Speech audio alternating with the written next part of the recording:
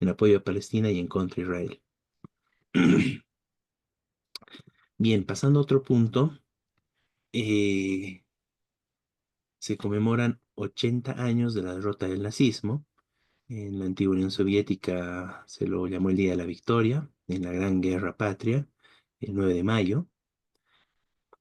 Me parece importante señalar acá, bueno, primero el contexto general, ¿no? Lo que fue necesario para derrotar al nazismo, porque no fue obra de algún gobierno o algo así, sino fue una gran movilización popular que realmente, bueno, luchó justamente contra lo que significaba el nazismo, ¿no? Que era prácticamente esclavizar a la población, políticas de exterminio, masacres sistemáticas, bueno, algo muy parecido a lo que estamos viviendo hoy en día en Palestina, ¿no? A manos del imperialismo estadounidense e Israel, ¿no? Entonces, bueno, para la derrota de esto fue necesaria una gran movilización popular que usó, bueno, los métodos militares, pero con todo un respaldo general de la población, ¿no? Y que esto impactó además a nivel internacional, ¿no? No solo fue, bueno, si bien el centro fue en la Unión Soviética, esto también impactó en varios países con la resistencia armada en toda Europa, en Francia, en Italia, en Grecia, en Yugoslavia, e incluso algunas acciones en la misma Alemania, ¿no? El levantamiento en algunos campos de concentración, en los guetos, pero realmente fue una movilización popular muy importante la que llevó a la derrota del nazismo. Y esto yo lo quería plantear como justamente eso es lo que necesitamos hoy en día también para derrotar a Israel y Estados Unidos, ¿no? Una gran movilización popular que además se combine con justamente pues, una movilización popular también armada, ¿no? Que fue encabezada por el Ejército Rojo y probablemente algo así es lo que necesitamos para derrotar a Israel, ¿no?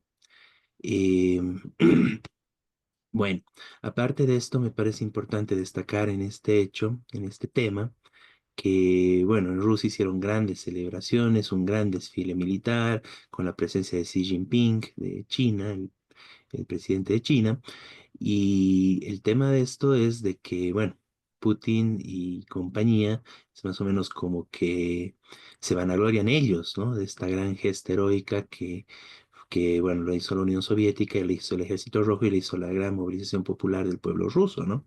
Y esto es importante señalarlo en el marco de que Putin no representa para nada lo que había, lo que, bueno, fue los ideales de la Unión Soviética y que por más reaccionario y contrarrevolucionario que fue Stalin, en el marco de la Gran Guerra tuvo que dar paso a la iniciativa popular y en varias formas, ¿no? Dar rienda suelta a la movilización popular contra el nazismo, ¿no? Porque lo contrario iba a terminar derrotado, ¿no? Y inicialmente, cuando él manejó las cosas, y directamente, fue donde sufrió la Unión Soviética las peores derrotas frente al nazismo, ¿no? Derrotas terribles, ¿no? O sea, pérdida de amplio territorio, miles de tropas, etcétera, ¿no? Cuando se dio paso a una apertura a la movilización popular, a elementos incluso de democracia de los trabajadores, fue que realmente se pudo derrotar al nazismo y bueno, eso ya fue parte de la historia, ¿no? Hoy en día Putin y la oligarquía que está detrás de él, los grandes empresarios rusos, significan todo lo contrario a lo que era la Unión Soviética y a lo que era ese ímpetu popular. Más bien, actualmente ellos representan prácticamente una herencia casi desde el zar, ¿no? Son los grandes capitalistas hoy en día en Rusia que mantienen empobrecida una gran parte de la población rusa y sometida de una u otra forma. Y además que hoy en día ellos son los que llevan adelante una agresión imperialista contra el pueblo ucraniano, ¿no? Con una invasión. Entonces no se puede comparar, no tiene ningún sentido, más bien realmente es una situación muy hipócrita esta comparación y este trato que hace Putin y compañía, el imperialismo ruso, de levantar las banderas de lo que fue esta gran derrota del nazismo en manos del Ejército Rojo, ¿no? Entonces es importante bueno, resaltar eso, repudiar este uso antojadizo que hacen en el marco de que realmente no tiene nada que ver, ¿no?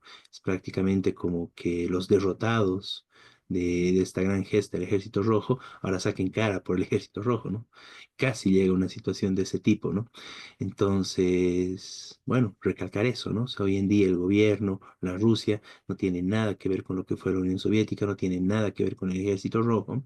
Repudiamos este uso antojadizo que hacen de estas imágenes, de estos emblemas, de estos hechos históricos, y más bien la necesidad de retomar y reconstruir, ¿no? Bueno, un ejército rojo, una internacional de los trabajadores, una internacional socialista, comunista que realmente puede ir hasta el fin con las tareas planteadas de derrotar obviamente al nazismo, a todas las expresiones de extrema derecha hoy en día, pero además de realmente construir un socialismo, socialismo democrático con democracia de los trabajadores, que realmente permita transformar la sociedad, ¿no? Bueno, eso por mi parte, Miguel.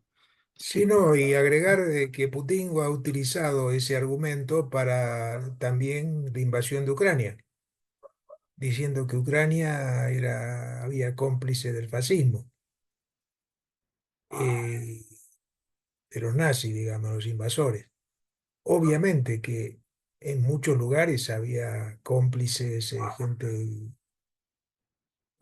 y sobre todo gente que quería ser empresario, que quería manejar. Pero eso no fue el pueblo ucraniano que en su conjunto, en su gran mayoría, resistió también la invasión, que era parte de la Unión Soviética en ese momento, resistió la invasión nazi. Es decir, la derrota de los nazis fue, como decía el Peto, una gran movilización popular armada en todo el mundo. La mayor cantidad de bajas, siempre los judíos dicen, bueno, pero Hitler mató judíos solamente, cosa que sí, que mató judíos, obviamente, mató millones, pero lo que más mató fue, fue de la Unión Soviética. Hay distintas cifras, pero se calcula que más de 12 millones de personas fueron asesinadas en lo que era la Unión Soviética. Y además, por supuesto, la resistencia fue en toda Europa, armada, levantamientos armados. Por ejemplo, en el caso de Italia, a Mussolini lo colgaron un levantamiento armado del pueblo italiano. Igual hubo en Francia.